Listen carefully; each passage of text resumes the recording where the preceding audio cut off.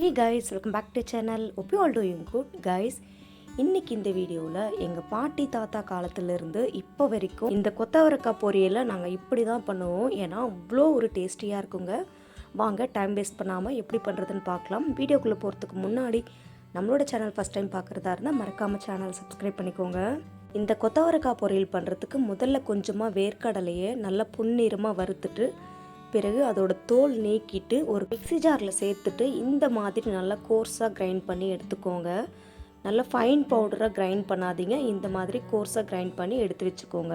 இப்போ நம்ம பொரியல் செய்ய ஸ்டார்ட் பண்ணிடலாம். அதுக்கு கடாயில் கொஞ்சமாக எண்ணெய் சேர்த்து சூடு பண்ணிக்கோங்க. இதில் ஒரு 1/4 டீஸ்பூன் அளவு கடுகு உளுத்தம்பருப்பு சேர்த்து பொரிய விட்டுக்கோங்க. அடுத்ததான் ஃபைனாக சாப் பண்ணி வச்சுருக்க ஒரு பெரிய வெங்காயம், கொஞ்சமாக கருவேப்பிலை, ஒரு 10 பல்லு பூண்டு நச்சு இதில் சேர்த்துக்கோங்க. கூடவே இந்த வெங்காயம் பூண்டு எல்லாம் வதங்கிறதுக்கு கொஞ்சமாக சால்ட்டு சேர்த்து இந்த மாதிரி லைட்டாக பொன்னிறமாக வர வரைக்கும் வதக்கிக்கோங்க. அடுத்ததாக கொத்தவரக்காவை வாஷ் பண்ணிவிட்டு ரொம்ப பெரிய பீஸாகவும் இல்லாமல் ரொம்ப சின்ன பீஸாகவும் இல்லாமல் இந்த மாதிரி மீடியம் சைஸாக கட் பண்ணி இதில் சேர்த்துக்கோங்க. கூடவே இந்த காய் வதங்கிறதுக்கு தேவையான அளவு சால்ட்டு சேர்த்து ஒரு 2 நிமிஷத்துக்கு மட்டும் வதக்கி விட்டுக்கோங்க. பிறகு 2 பழுத்த தக்காளியை இந்த மாதிரி சின்ன சின்னதாக கட் பண்ணி இதில் சேர்த்து கொஞ்ச நேரத்துக்கு நல்லா வதக்கி விட்டுக்கோங்க. இப்போது இந்த தக்காளி நல்லா மேஷ் ஆகி வரத்துக்காக ஒரு மூடி போட்டு கொஞ்ச நேரத்துக்கு நல்லா குக் பண்ணிக்கோங்க. இப்போ பாருங்கள், நம்ம சேர்த்த தக்காளி நல்லா மேஷ் ஆகி வந்திருக்கு. இந்த ஸ்டேஜில் நம்ம மசாலா சேர்க்க போகிறோம். நிறைய மசாலா ஒன்றும் சேர்க்க போகிறது இல்லைங்க. ஆல்ரெடி நம்ம வீட்டில் இருக்கிற குழம்பு மிளகாய்த்தூள் மட்டும்தான் சேர்க்க போகிறோம். வேறு எந்த அடிஷ்னல் மசாலாவுமே சேர்க்க போகிறது இல்லைங்க.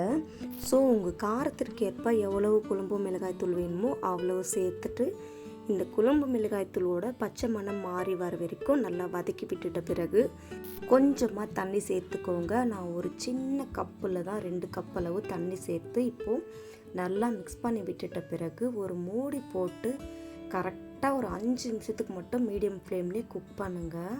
ஒரு 5 நிமிஷத்துக்கு அப்புறம் பாருங்கள், நம்ம சேர்த்த கொத்தவரக்காய் நல்லா குக்காகி வந்திருக்கு.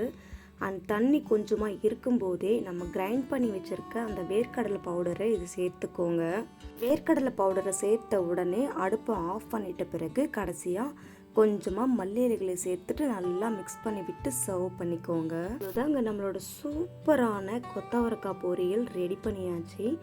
அதுவும் இந்த கொத்தவரக்காய் பொரியலில் நம்ம வேர்க்கடலையை வறுத்து கிரைண்ட் பண்ணி சேர்த்துருக்கிறதுனால ரொம்ப டேஸ்டியாக இருக்குங்க. கண்டிப்பாக இந்த வீடியோவை சேவ் பண்ணி வச்சுட்டு ட்ரை பண்ணி பாருங்கள். அண்ட் ட்ரை பண்ணி பார்த்துட்டு எப்படி இருக்குன்னு கமெண்ட் பண்ணுங்கள்.